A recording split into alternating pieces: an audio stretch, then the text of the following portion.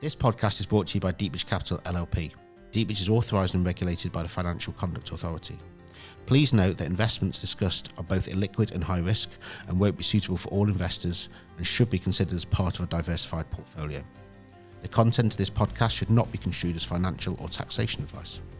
We recommend investors seek appropriate professional financial advice. Any views expressed may no longer be current and may have already been acted upon. Welcome to this Deepbridge Discovery Podcast. My name is Andrew Aldridge. I'm partner and head of marketing at Deepbridge Capital. The purpose of these podcasts is to bring to life some of the people at Deepbridge, some of our investments, and basically what we do. So hopefully you'll find this interesting. I'm delighted today to be joined by Adrian Neilan, our COO and Investment Director of Technology at Deepbridge Capital. Adrian, welcome to the podcast. Thank you, Andrew. Delighted to be here today. Great to see you. So, first and foremost, Adrian, the purpose of these podcasts is just to get a flavour behind who the people at Deepbridge are, our investee companies, what we do, etc., and just bring that to life, really. So could you just kind of start by just telling people a bit about your background and kind of your career before joining Deepbridge, really? All right. I guess everybody's background is always characterised by their education. And I guess I'll start off softly by saying, you know, my informal education started when I worked on a family farm and family public house in Ireland. So it gave you a lot of soft skills in dealing with people, which is important, and also commercial skills, because if you didn't make money, nobody could get anything. So that was really informative in terms of my overall career. My background is electronic engineer. That's how I qualified in Trinity College Dublin. And then I went on to do a master's by research in A.I and Machine learning.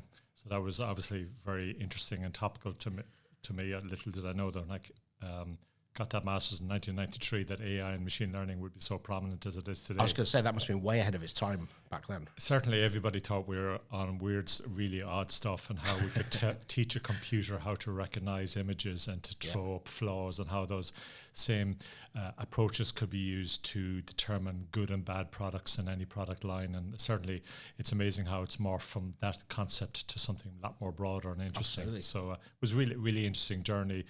We're dealing with real entrepreneurs at that point in time, so that was a really exciting journey. And I guess kind of relevant to what you do now, it's kind of almost identifying the future of technology and the future, because I guess there weren't that many applications for that kind of thing at the time. It was all about future development, was it? Absolutely, yeah, correct. And I guess it does demonstrate to me the need of partnerships with universities all over, be it Ireland or the UK, in the context of there's fantastic minds, brilliant people located in universities with the next big thing that's out there, and that's probably just looking for that next element of capital injection in order to commercialize that technology. And they're resolute that they work night and day in order to commercialize this, because they're so passionate. And that's kind of, in some respects, what informs me when I talk to some teams who come to me looking for investment. Do they have those same characteristics? And I guess some of I know I'm digressing here, but I guess some academia, they might have great ideas for things, but they don't know what the commercial purpose of that is. And I guess it's kind of helping organisations identify what actually has got commercial viability and is actually a thing that can be created, not just a good idea. I agree, and I think that's where I guess the Deepbridge Capital comes in, and that you have people with fantastic ideas, are passionate about it, but what Deepbridge quickly do is move it to a commercial sense, and how people can actually make money from this idea and deliver something for the common good as well, as opposed to it remaining a pet project without any element of support, both financial or empowerment. Absolutely. So after university, kind of where did you go and what did you do? Yeah, I always believe in this concept of lifelong learning. So I did finish out after my master's. I completed an MBA, which is fundamental for me, and I had the benefit of going to London Business School for a senior executive program, and then I finished out the education by doing a diploma in digital transformation, because I felt that in businesses going forward, digital transformation is going to be key for their overall success. But I guess in terms of the job and doing work to support education, I spent about a year working with a company called Aliscon. They were pioneers in mobile telecommunications, so I spent a lot of my time programming in C++ and a Unix background. So it's a case of the concept back then was quite tough in 1993, how you can go from Ireland to the UK and making sure your mobile phone still worked, and how that worked from a software perspective. So it's really interesting. Spent a number of months with there. Then I moved to the States as a support engineer, utilizing the technology I applied in my master's towards effectively coming up with equipment to control food processing equipment. So be it tomatoes on a production line, which are ripe, which are not ripe, French fries, are they completely done properly? So effectively it's bringing that automation to industries like that. So that was really exciting, especially when he poured a bunch of Skittles on a conveyor line, and the system was able to segment the blue ones from the green ones from the brown ones. So people were amazed at that technology back then. So quite but even still now, I mean, there's so many TV programs, whether it's Greg Wallace or somebody else, looking inside the factory and how these technologies work, and it's I guess that's all kind of was embryonic back then, and is now kind of the everyday, and is how these organisations become so globally scalable and what they are. Yeah, and I guess the for me, moving to Hewlett Packard as part of that journey was interesting, where they used high-tech manufacturing to produce ink cartridges, right. And we used that. It was characterized as high-tech manufacturing, and that level of traceability control, the level of automation was very significant. So that was really where you got a real formative program of learning. You're dealing with the most highly qualified engineers in the States, working with them and bringing that technology to Ireland. And as part of that technology team, that was really exciting as a 24, 25-year-old, bringing massive technology, flying all over the world, helping colleagues in various plants worldwide, be it Singapore, Puerto Rico, Corvallis, or Boise, and something was really formative for me. So you used to have a really good Air Miles account then, I guess. That was yes, I got to know what to say to get into various lounges. Very good. So following on from that, and kind of taking from there and through to the stages to present day, really. Yeah, I think that HP for me was very formative, but my mind is always searching for new insights and be able to challenge myself. So I took up a job as chief executive of a racing body in Ireland for 7 years. So that was a real leadership program for me, in the context of you're leading an organization of 800 odd people, 10,000 stakeholders in the business. So passionate racing background. So you felt, managing that stakeholder base was quite useful, but equally it was challenging in that I took up that role during the middle of a recession, and I guess my tenure in that was characterized that despite the fact of a recession, we made more funds for the business. We paid out more to our prize goers and our people who had racing animals and dogs, etc. in the races, and we generated more funds. So I guess that showed the ability of even in tough times, you can still make profit and you can still issue good returns. And that was largely through kind of digitalisation of the entire kind of system, I guess. I guess your content is what makes you, and if you come up with a ways of digitizing your content in a way that you can sell that content worldwide without any excess improvement, or basically reducing your cost is important. In doing that, you can make money, and you can see from legislation now all over the world, gaming and betting on races is a big part of that culture at this point in time. So that role ended, and then I moved back to my alma mater, Trinity College, because they were getting less money from the government, and they needed ways of how to work a strong brand, which Trinity College was, and commercialise its operations. And I guess as commercial director at Trinity College, I was very proud to take a business that was making 15 million operating profit a year up to 28 million without any element of capital introduction. So it was really just working a brand, hiring a fantastic team, working with that team. And we really got a genuine buzz in making that kind of money, as opposed to the opportunity of where that money then was going into research, leading again to an ongoing pipeline of great research, great insights for people. And I guess for you as kind of alumni from Trinity, that must have been quite nice to kind of go back and really kind of drive it forward. Yeah, there was a sense of going back and giving something there. And I guess if you look at my master's and my undergraduate year, to spend nearly 12 years in any location is a long time. So I guess when I do walk through Front Square in Trinity College, it'll be very unusual not to get a hello, how are you doing? And be stopped in Front Square for somebody having a chat. So it was interesting when I was doing my master's, there was a lady beside me, she was doing her PhD. And she was always, I always looked up to her because of her charisma and approach and drive to do well. And now she's subsequently the provost of Trinity College Dublin and the Dial. So it's amazing how a great circle to have. Absolutely. Fantastic. So obviously from Trinity, you then joined Deepbridge. Can you just tell us a bit about kind of you, the team, why you joined Deepbridge, kind of your objectives, kind of what gets you excited, kind of what gets you up in the morning, that kind of thing? I guess I characterize myself as an early stage investor in US startups, and that was a company I invested into, and I always feel if you get talking to the managers, you get some insights. And it's interesting how it informs me even a selection process now. So the person I got talking to at that point in time who ran this company was Ian Warwick. And the two of us struck up a great rapport with each other in terms of how the company was going. Thankfully, Ian, under his great leadership style, everybody made a lot of money.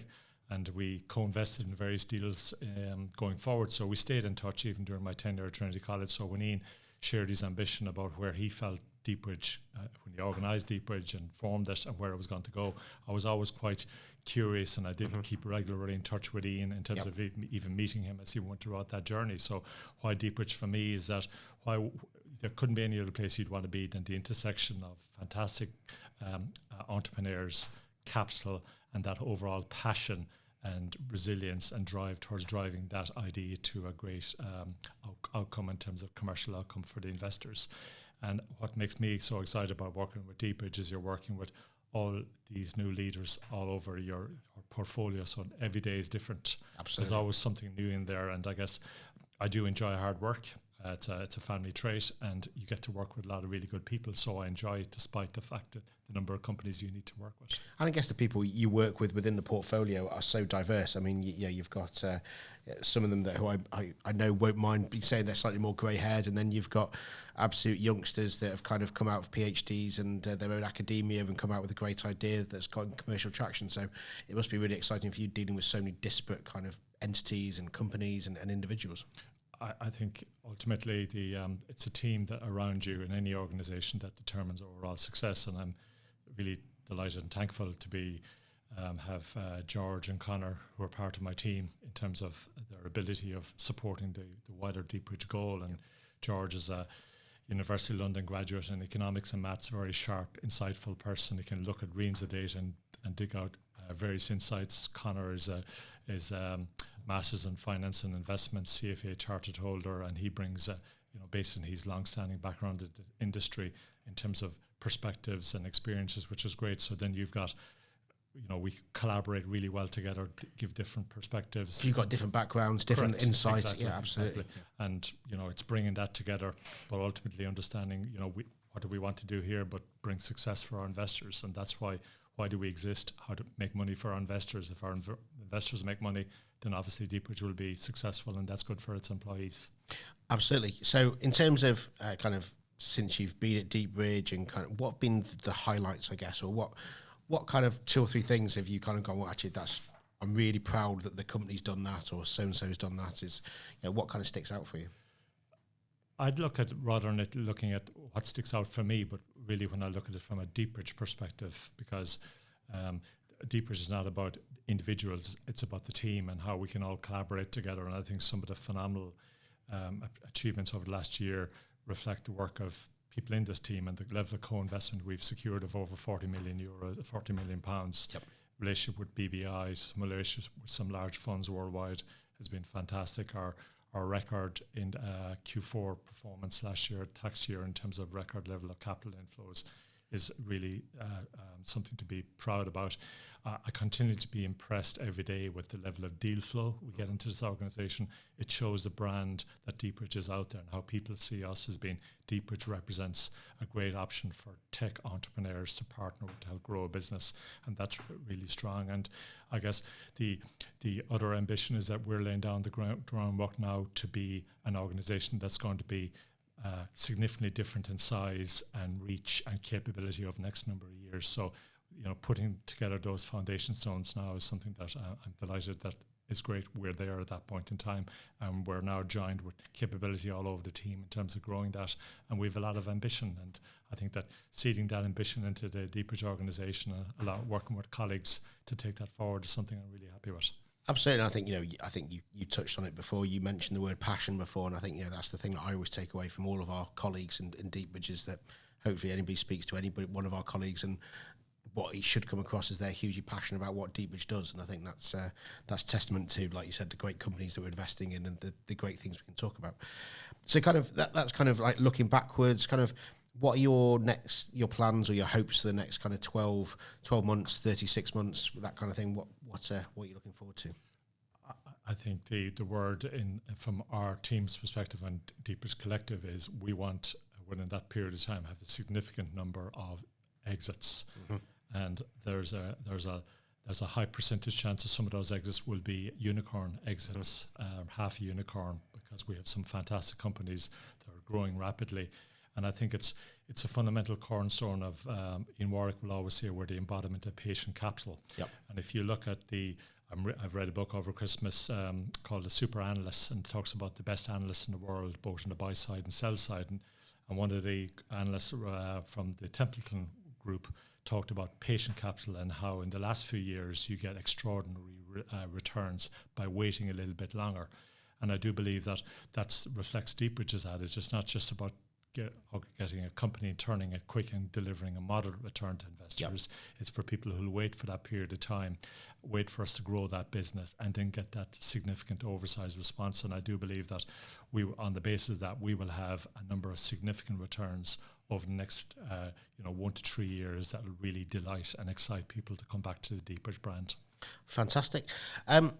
So kind of away from the office, which, I know you're a workaholic and you love what you do, but, kind of how do you relax? How do you unwind? What are your interests away from work? I guess maybe it colours on my mind on my experience on a farm. I ended up having a dodgy back because I was lifting too much stuff.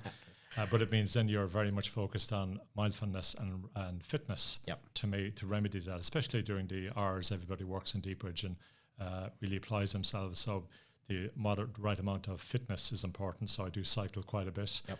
It helps to clear the air, and we are part of a kind of cycling club. So what better than trying to climb 800, 900 meters in a climb, and to get to the top of it is a real feeling of achievement when that happens. And it's regularly too as well to kind of make sure you recharge, make sure you come in the next day to help and be in a position to solve problems. And equally, that lifelong development is important, to read about what's going on in the industry, the new tech trends that's out there, and how we can effectively work as best as we can to get the most from working with this unique opportunity, because that's what I believe Deepbridge presents. It presents both investors a unique opportunity and indeed the people in Deepbridge. Absolutely. So kind of leading on from that, the question we always ask on these podcasts is we ask people just to share with us what their favourite book, film and song or album is, just so we can get a bit of a flavour about who you are as an individual. So I guess, what's your favourite book or a book you'd recommend that people read? A very unique one, actually, and it's born out of the fact that one of my dissertation for my MBA was the economic progress in China. Okay. So I was really enthused by doing that, to the extent of I kept bemoaning the fact, why didn't I act on the stats that were showing back in 2002, 2003, because clearly that was the time when China really started accelerating. But there's a book by Henry Kissinger, who's obviously a noted political chief. Yep. But he talked about how China is formed and how it's basically the various components, both the culture, the people, the regions. And I found that really, really exciting in terms of reading that book and understanding what's going on there. So I'm mindful of a good read. I like documentaries, some good documentaries that really gets me engaged. But apart from that, I'm a very simple person. I recently, you mentioned that book, I recently found amongst my books was a book from university, which was about the economic transition of the Ukraine following the collapse of the Soviet Union. It wasn't a very interesting read, and still isn't now. But anyway, that's a different matter. But what about films and music? Kind of what's your kind of go-to? I do like Coldplay and U2, for example. Some of the really good. But what I've noticed is that my daughters keep putting on new playlists. Like, I like that tune, and can you add it to my playlist, Anna and Francesca? And so I do add it. So I'm open to different music. It's all about what gets you in a good mood, absolutely, good vibe, feeling good about things. Good. And films then, kind of what's your go-to film then? Like if you want me, which I really like watching is the older ones. For example, Heat, Al Pacino, fantastic film. Yep. There's some really good, where there's really good lines out there. I like to watch those. Game of Thrones, I like to watch rewinds, great very acting, etc. So I guess I'm easily enough entertained in terms of but the reality is that I don't get much time that's non-work related, so then I kind of usually try to spend it wisely. But there's nothing wrong with watching a good old film with a nice bottle of wine as well. Absolutely. Yeah, the wine's important. It is important. Excellent. Well, thank you, Adrian. Thank you for joining us. That's been great. Thanks, Andrew. It's been a pleasure. Cheers. Thank you for joining us. If you have any topics you'd like covered in future podcasts, then please email us at discovery@deepbridgecapital.com. We hope you've enjoyed the content today, and we look forward to welcoming you to future Deepbridge Discovery podcasts.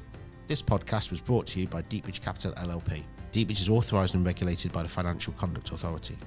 Please note that investments discussed are both illiquid and high risk and won't be suitable for all investors and should be considered as part of a diversified portfolio.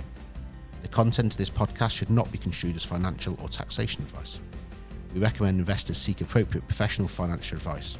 Any views expressed may no longer be current and may have already been acted upon.